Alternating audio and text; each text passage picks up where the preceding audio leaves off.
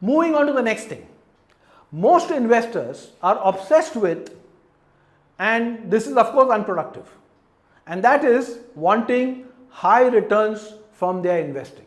In 2021, when I conducted quite a few webinars on investing successfully, I asked people what returns they expected to earn from their investing in stocks. Guess what? The most common answer was 20 to 25% CAGR, compounded annual growth rate. Are you also expecting 20 to 25% returns? Why this number? The conversation in the webinar went something like this. क्योंकि हम risk ले रहे हैं तो 20-25 तो बनता ही है. The smarter ones would say market तो 12-15% देता ही है, तो when we come to you, you must give us something like 25%. When someone says this, I struggle to keep my patience. If 25% was so doable, why would anyone capable of doing this waste their time talking to you or doing anything else for that matter? They would just borrow lots of money at 12% and earn double that, and every other mutual fund would be delivering 25% CAGR. But I don't tell them this.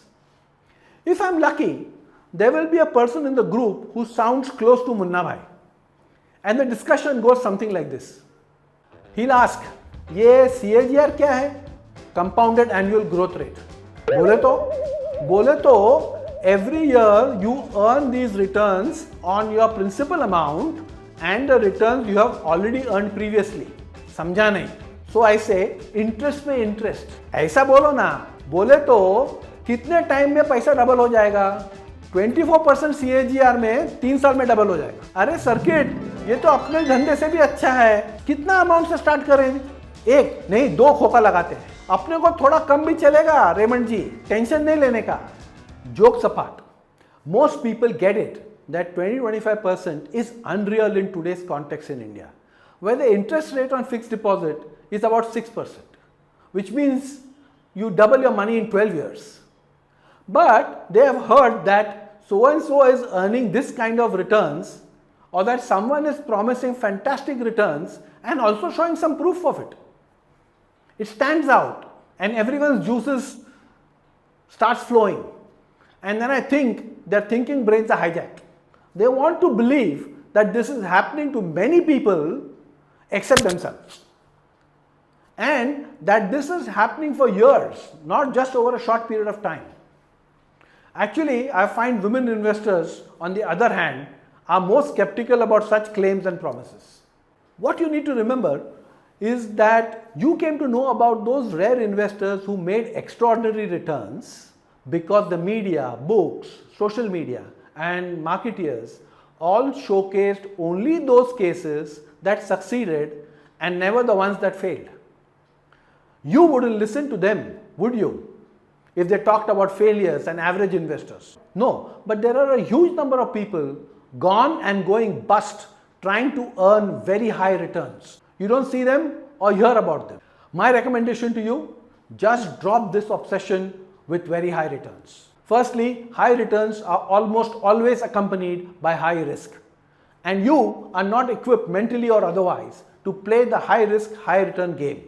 The thing is that taking higher risk does not guarantee you high returns.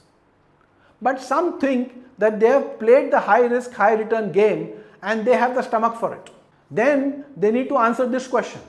With how much money compared to their total net worth did they play this game? The honest answer would be very small compared to the total net worth. I call this their gambling money.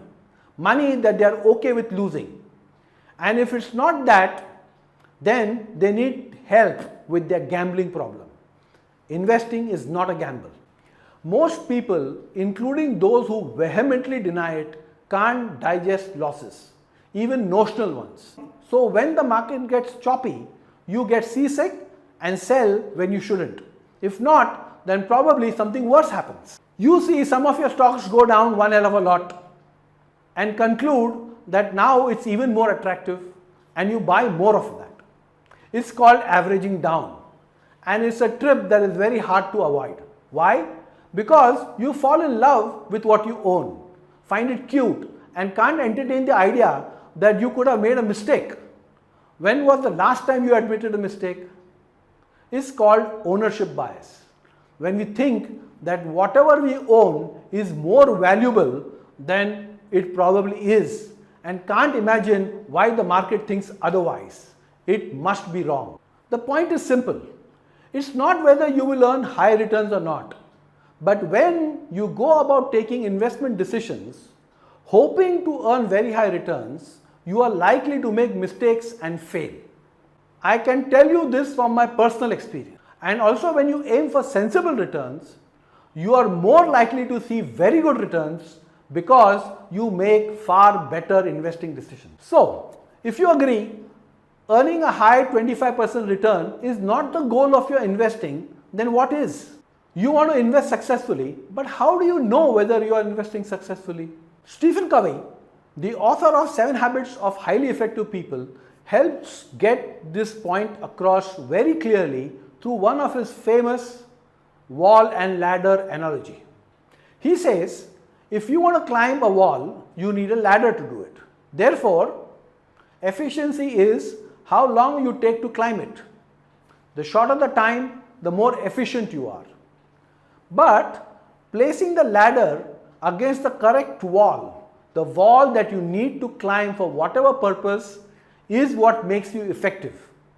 Placing the ladder on the right wall and using your enthusiasm and skill to climb it faster without falling makes you effective and efficient.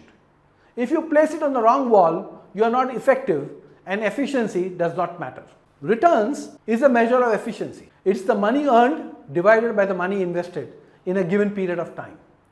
Earning higher returns means being more efficient with the money that you have invested. But if you are unable to invest sufficiently large amount through this high returns way of investing, or if you are unable to stay invested for long enough, then you will not earn enough money to meet your goals.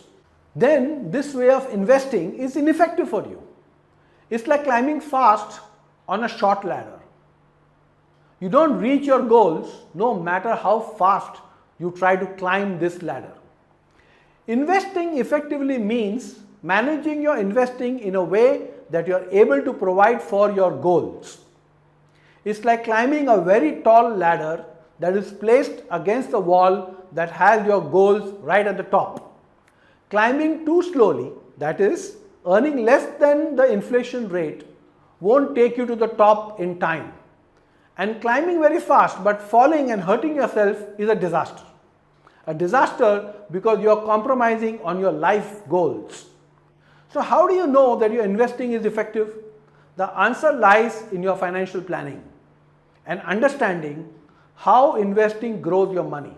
Good financial planning tells you first how much money you need to meet your goals. Then, based on how much money you currently have for your future goals, it helps you to figure out how much you need to invest every month, for how long, and what returns you need to earn to be able to achieve all your financial goals. But what are your financial goals?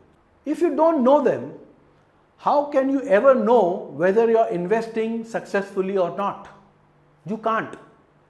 But people don't have financial goals. Ask around and you will see just how clueless everyone is.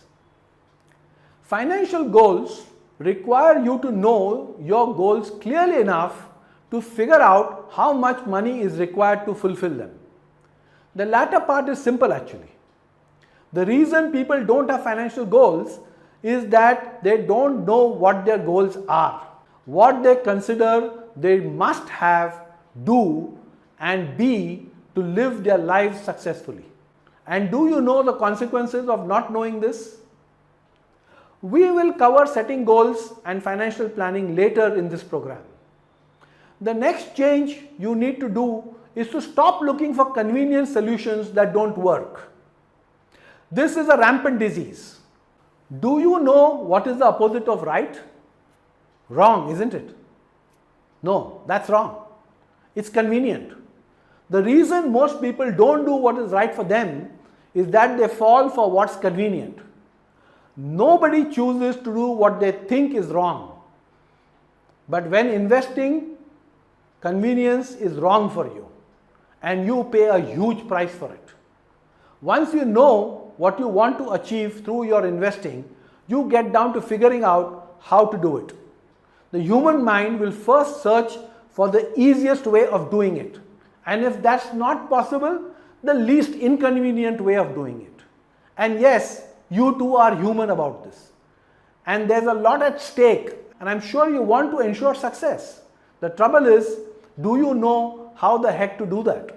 Emptying your cup about investing means getting rid of limiting beliefs and behaviors that prevent you from investing successfully.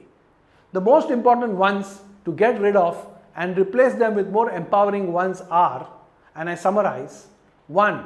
Replace asking which stock should I buy with how the heck should I invest to reach my financial goals. 2. Picking winners is what gamblers hope they can do to succeed. It doesn't work in gambling, and fortunately it is not required for investing successfully.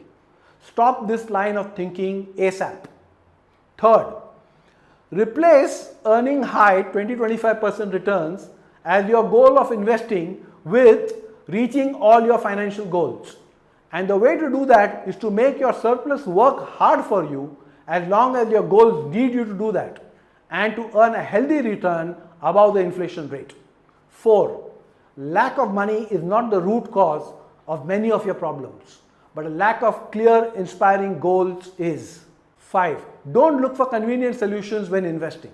Look for the right solution that will work for you and figure out a way of how to make it convenient.